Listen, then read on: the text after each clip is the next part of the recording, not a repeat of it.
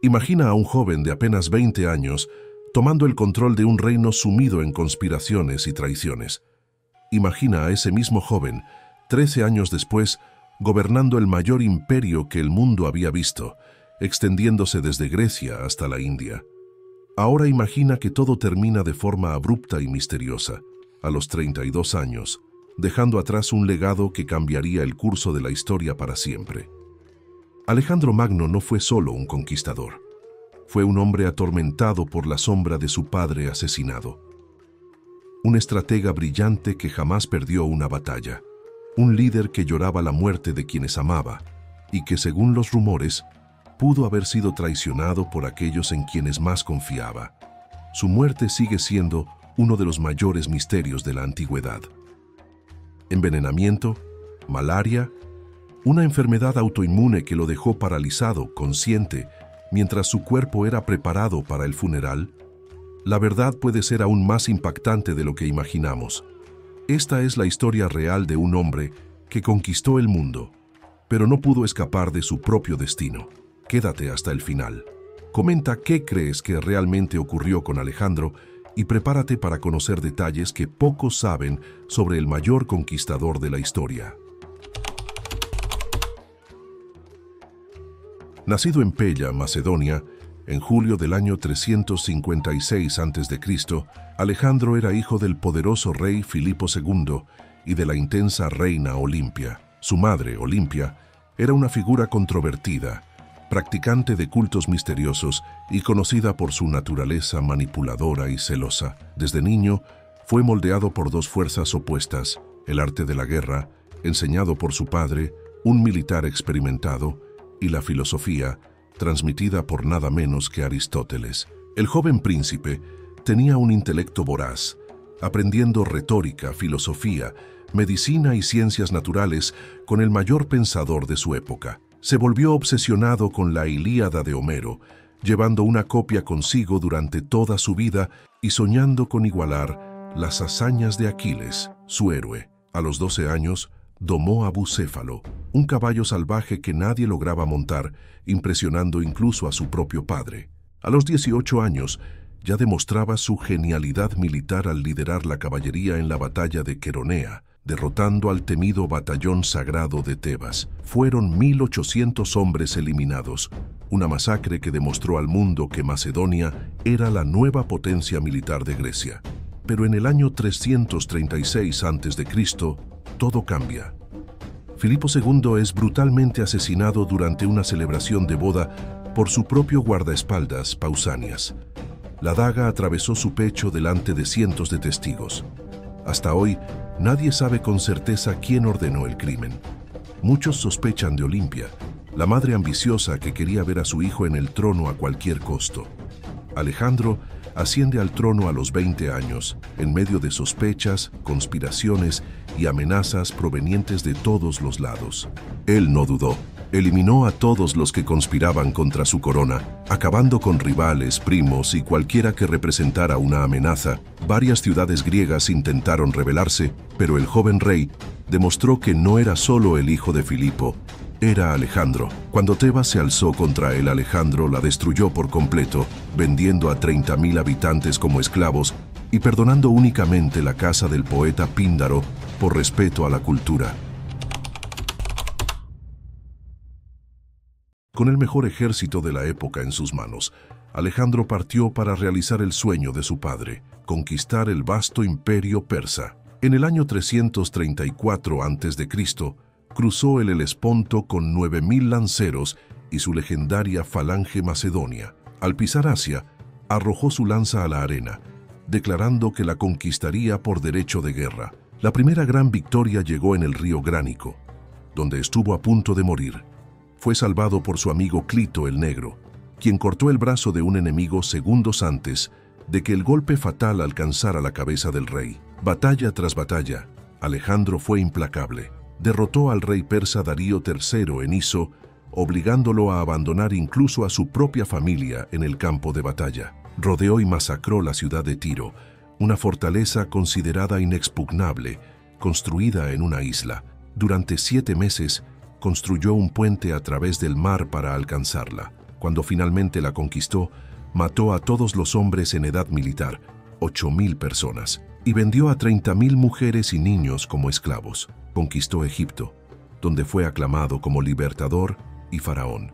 Fue declarado hijo del dios Zeus Amón por los sacerdotes egipcios, un título en el que creyó hasta el final de su vida. Fundó Alejandría, la ciudad que se convertiría en uno de los centros culturales más importantes del mundo antiguo. Pero las victorias tenían un precio. Alejandro comenzaba a cambiar. El alcohol, las fiestas interminables, la paranoia creciente. Mató a su propio amigo Clito, quien le había salvado la vida, durante una discusión en una noche de embriaguez. Cuando la borrachera pasó y Alejandro se dio cuenta de lo que había hecho, colapsó. Permaneció 3 días encerrado en su tienda, rechazando comida y agua, llorando por el amigo al que había matado. Ordenó la ejecución de Calístenes, sobrino de Aristóteles, por sospecha de conspiración, rompiendo así con su antiguo mentor. El joven conquistador estaba transformándose en algo diferente, adoptando costumbres persas y exigiendo que sus soldados macedonios se postraran ante él como si fuera un dios. La vida personal de Alejandro era tan compleja como sus campañas militares. Se casó 3 veces, primero con Roxana, hija de un noble de Bactria, por quien, según dicen, estaba realmente enamorado. La vio bailar durante un banquete y quedó inmediatamente cautivado por su belleza, casándose con ella por amor y no por política, algo raro para un rey. Después, por razones políticas, tomó como esposa a Estateira II, hija de Darío III, y a Parisátide, en una boda colectiva en la que 80 de sus oficiales también se casaron con nobles persas, pero ninguna de esas mujeres ocupaba el lugar que pertenecía a otra persona en su corazón. Hefestión, su amigo desde la infancia, compañero de estudios bajo la tutela de Aristóteles, era mucho más que solo el comandante de su caballería. Los dos eran inseparables desde los 13 años, cuando comenzaron a estudiar juntos. Cuando la madre de Darío se postró ante Hefestión, al confundirlo con el rey debido a su estatura similar, Alejandro respondió: «No hay error, porque él también es Alejandro». La naturaleza exacta de su relación sigue siendo debatida por los historiadores, pero una cosa es cierta: el amor entre ellos era profundo y verdadero. Visitaron juntos la tumba de Aquiles y Patroclo en Troya, con Alejandro colocando una corona sobre Aquiles y Hefestión sobre Patroclo, un gesto simbólico que no pasó desapercibido. En el año 324 a.C. ocurrió lo impensable. Hefestión murió de una fiebre repentina después de participar en juegos atléticos y en un banquete, aunque algunos sospechan de envenenamiento. Alejandro se derrumbó por completo. Pasó días sin comer ni beber, acostado junto al cuerpo. Se cortó el cabello en señal de luto, tal como Aquiles había hecho por Patroclo. Ordenó construir un funeral tan grandioso que costó más de 10.000 talentos, una fortuna incalculable, con una pira funeraria de 60 metros de altura decorada con oro y marfil. Masacró a una tribu entera, los coseos, como sacrificio a su amigo, matando a todos los hombres en un gesto de locura y dolor. Ejecutó al médico Glauco por no haber podido salvarlo. Su desesperación era tan grande que muchos creen que este fue el comienzo de su propio fin. Envió mensajeros al oráculo de Amón en Egipto, preguntando si podía venerar a Hefestión como un dios, buscando cualquier forma de mantenerlo eternamente presente. Aún devastado por la pérdida de Hefestión, Alejandro siguió adelante.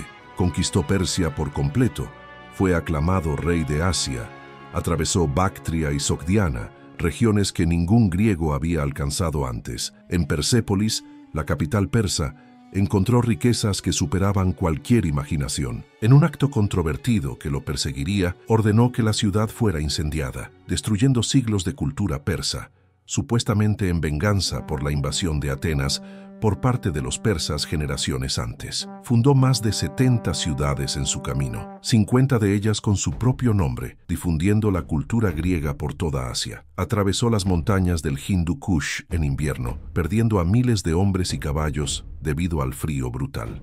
Llegó hasta la India, enfrentándose a algo que sus soldados nunca habían visto: elefantes de guerra. En la batalla de Lidaspes contra el rey Poro, se enfrentó a 200 elefantes de guerra bajo una lluvia torrencial. Venció, pero perdió a Bucéfalo, su fiel caballo que lo había acompañado durante 20 años, muerto por las heridas de batalla. Alejandro también estuvo a punto de morir, recibiendo una flecha que atravesó su armadura y perforó su pulmón. Pero cuando llegó al río Beas, en el año 326 a.C., ocurrió algo sin precedentes. Su ejército, exhausto tras 8 años de campaña continua, se negó a seguir adelante. Habían marchado más de 20.000 kilómetros, luchado en decenas de batallas y perdido a miles de compañeros. Por primera vez en su vida, Alejandro tuvo que retroceder. Permaneció 3 días en su tienda, negándose a aceptar la decisión, pero eventualmente tuvo que ceder. Ordenó la construcción de 12 altares gigantescos a orillas del río, marcando el punto más lejano, alcanzado por un griego, un monumento a su ambición insaciable. El hombre que jamás había perdido una batalla fue derrotado por su propia ambición. En el camino de regreso a través del desierto de Gedrosia, perdió más hombres que en todas sus batallas combinadas. 3/4 partes de su ejército perecieron de sed y de calor. Llegó a Babilonia en el año 323 a.C., estableciéndola como su nueva capital. Quería conquistar Arabia, Cartago e incluso Roma, que aún era una pequeña república. Los oráculos caldeos le advirtieron que no entrara en Babilonia, diciendo que la muerte lo aguardaba allí. Pero Alejandro, que siempre ignoró las supersticiones, entró de todos modos. Sin embargo, el destino tenía otros planes para el conquistador que creía ser hijo de un dios. En junio del año 323 a.C., después de una noche de intensa bebida en la fiesta de Medo, uno de sus compañeros, Alejandro, gritó de dolor. Dijo sentir como si hubiera sido atravesado por una lanza. Una fiebre devastadora se apoderó de su cuerpo. Durante 12 días agonizantes, se fue consumiendo, con su condición empeorando de manera inexorable. Perdió la capacidad de hablar. Quedó progresivamente paralizado. Pero, según relatos de testigos, mantuvo la conciencia hasta el final, reconociendo a sus soldados que desfilaban llorando frente a su lecho. Las teorías sobre su muerte son innumerables y perturbadoras. Envenenamiento con flores de eléboro blanco, un veneno que causa exactamente los síntomas que Alejandro presentó. Agua contaminada del legendario río Estigia, tan tóxica que se decía que podía disolver incluso metales, traída en secreto desde Grecia. Malaria contraída en los pantanos alrededor de Babilonia, o fiebre tifoidea proveniente de aguas contaminadas, o la más impactante de todas, el síndrome de Guillain-Barré, una enfermedad autoinmune que causa parálisis progresiva. Esta teoría sugiere que Alejandro habría quedado paralizado pero plenamente consciente, incapaz de moverse o hablar, atrapado dentro de su propio cuerpo. Los médicos, al no detectar respiración ni pulso, lo declararon muerto. Pero aquí está el detalle que alimenta esta teoría aterradora. Su cuerpo tardó 6 días en comenzar a descomponerse, permaneciendo caliente y sin señales de putrefacción. En un clima cálido como el de Babilonia, esto es médica y científicamente anormal. ¿Habría sido Alejandro embalsamado vivo, consciente, escuchando todo a su alrededor sin poder hacer absolutamente nada? Nunca lo sabremos con certeza. El 10 de junio del año 323 a.C., Alejandro Magno murió a los 32 años. No dejó un heredero legítimo. Roxana estaba embarazada de 8 meses, pero Alejandro IV nació después de la muerte de su padre. El niño fue asesinado a los 13 años por orden de Casandro, uno de los generales de Alejandro, eliminando por completo la línea directa. Su imperio, construido en 13 años de conquistas incesantes, se desmoronó en sangrientas guerras entre sus generales, los llamados diádocos. Ptolomeo se quedó con Egipto, Seleuco con Persia, Antígono con partes de Asia Menor y Casandro con Macedonia, cada uno fundando sus propias dinastías. El cuerpo de Alejandro fue llevado a Alejandría, en Egipto, por Ptolomeo, donde permaneció expuesto durante siglos, visitado por Julio César, Augusto, Calígula y otros que buscaban inspiración en el mayor conquistador. Con el tiempo, el cuerpo desapareció. Su paradero es un misterio hasta hoy, perdido para la historia al igual que tantos detalles de su vida. Pero su legado permanece hasta nuestros días. Las rutas comerciales que estableció conectaron Oriente y Occidente de forma permanente. La fusión cultural que inició, llamada helenismo, influyó en el arte, la filosofía, la ciencia y la política durante 1000 años. Sus tácticas militares aún se estudian en academias militares de todo el mundo. Alejandro fue un hombre de contradicciones, un filósofo guerrero, un libertador tirano, un genio militar con una sed insaciable de conquista, un hombre capaz de un gran amor y una gran crueldad. Conquistó el mundo conocido en solo 13 años, algo que nadie antes ni después logró igualar. Pero no pudo conquistar al mayor enemigo de todos, la mortalidad humana.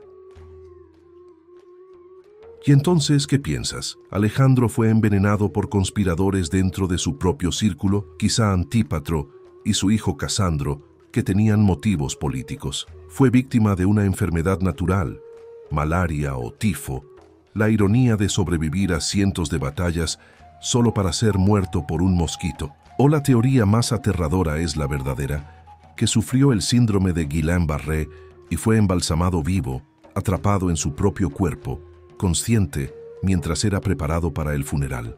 Deja tu opinión en los comentarios. Queremos saber qué piensas sobre este misterio que ha desafiado a los historiadores por más de 2300 años. Si esta historia real te impresionó, suscríbete al canal para no perder nuestros próximos videos sobre personajes que marcaron la historia. Activa la campana de notificaciones y comparte este video con quienes también se fascinan por historias reales que parecen imposibles de creer. Y no te vayas todavía, tenemos un video especialmente recomendado para ti sobre otro líder militar que cambió el mundo de forma irreversible. Haz clic ahora y continúa este viaje por la historia. Hasta el próximo video.